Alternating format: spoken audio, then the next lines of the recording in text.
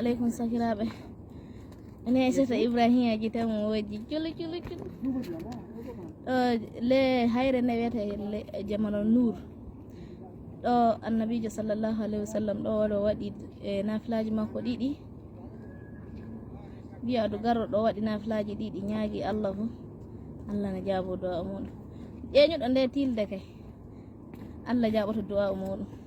tilde nde hoyade on ji hayre nde dow mayre min ƴeñata joni ani min feccire ɗo jifa ley to ƴewta yimɓe no wawi han pooli pamari ɗo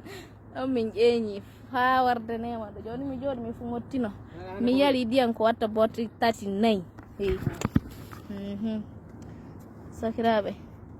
Allah mayde imanako hulde Allah wallahi tana dina ɗume ƴeñinta neɗɗo ɗo tana alislami ɗume ƴeñinta ɗo ke feere kay suusa ƴeñude ɗo seni alislami alhamdulillah yonay ko goɗɗo hollamin ko makka woni seni nde min holli goɗɗo ko makka woni makka ni ɗo no wuli sanne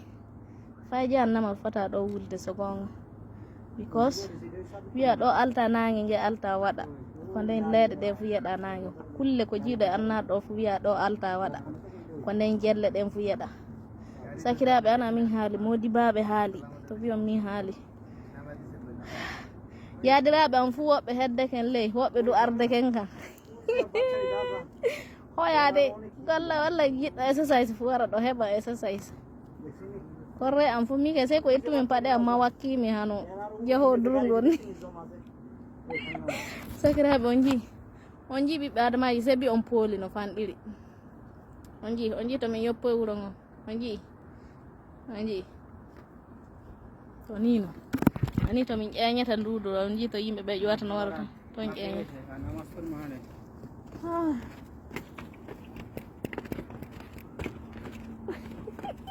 Mariam hasbunallahu wa ni'mal wakeel. Oh my god, why?